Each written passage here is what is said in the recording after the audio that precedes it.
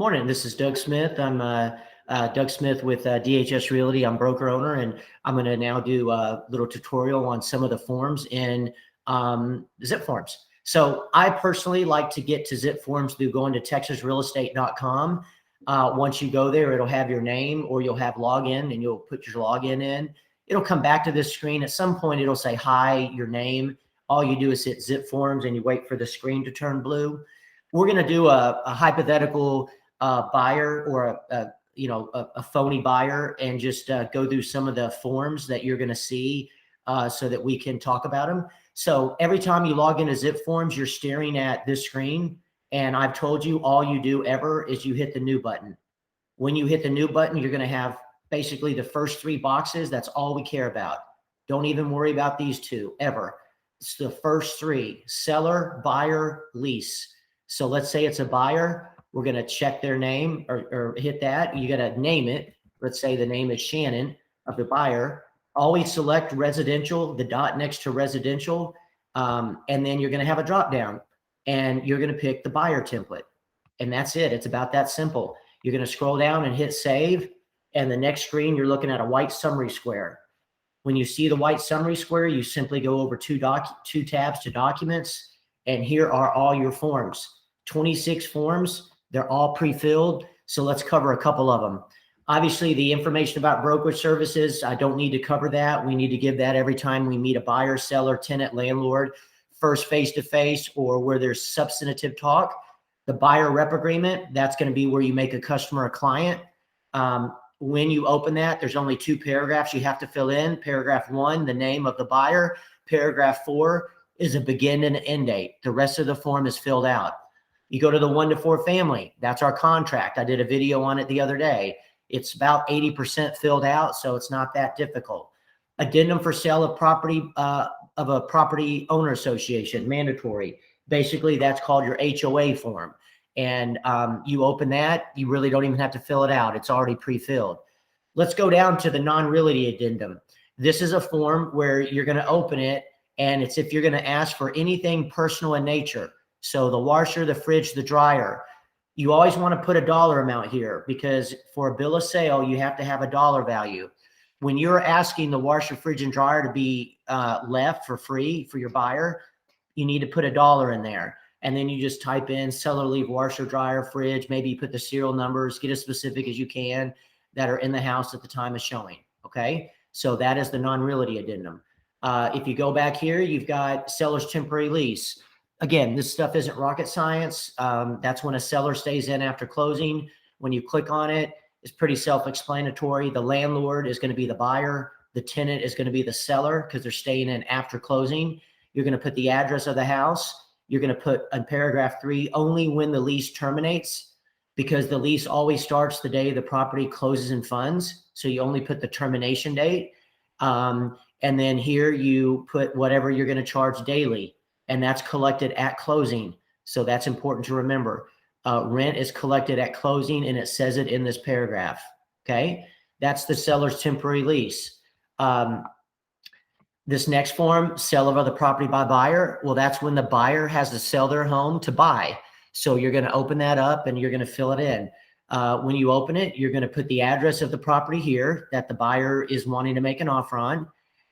In this paragraph, you're going to put the address of the property the buyer is selling, that they need to sell in order to buy. And generally, you're going to put the closing date in that contract, because that home has to close to buy this one.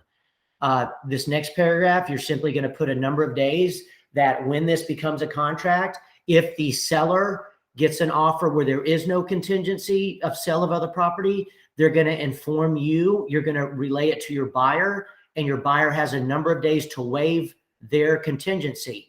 If they waive it, then they're going to add an additional amount of earnest money, and that would go right here. So pretty self-explanatory. All these you want to send to me to review before you send them off to anybody. You've got notice of buyer's termination. Okay. When you open it up, this is going to be pre-filled, and there's basically 7 pre-filled paragraphs, and then 8 is where you identify something else. So the unrestricted right to terminate is the most common. That means that your buyer has terminated before 5 p.m. on the last day of the option. You simply mark that. all you'll see is there's a buyer's signature, and then you always want to follow that up with a release of earnest money, which I'm going to talk about in a second. Okay. When a buyer gets mandatory HOA dues on a house, the day they receive them, they have a 3-day right to terminate. So that would be marking that. Okay. If it's on a condo, the day the buyer gets the condo HOA docs, they have 6 days to terminate. You'd still mark paragraph 4. All right. Going back to the forms, let's scroll down, and you're going to see almost in order. You've got the amendment. This is where you're also going to have some things that you do. This is after the contract's executed, and you're going to amend the contract. So if you're going to amend the price, paragraph 1. If you're going to ask for repairs, paragraph 2. I mean, just read it. It says you're asking for repairs. Paragraph 3 would be if you're going to extend the closing date. Paragraph 4 is where you've negotiated possibly some allowance where the seller is going to pay some of your buyer's closing costs. That's called seller concessions. And you'd mark paragraph 4, and you'd put the amount the seller is paying in lieu of repairs. So anyways, these are pretty straightforward. And then anything that's kind of factual, you're going to put in paragraph 9, and it says it right there. Only insert factual and business details applicable to the sale. Okay. Going back and scrolling down, you've got the appraisal waiver, seller financing, buyer walkthrough form, notice of buyer's termination. Now, let's say that you want to find something and it's not here. And again, this is in documents in your transaction. You always go to the right corner and hit all forms. You absolutely have to hit this big drop down and pick all. That's all the libraries. So remember that whenever you click this box in the right corner, you first have to hit select a library and hit all.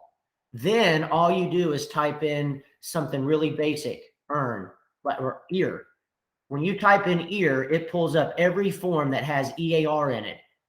And you go down and go, oh, looky there. There's the release of earnest money. You hover over it where the cursor turns into a hand, and you double click. And that moved it to the bottom of your forms.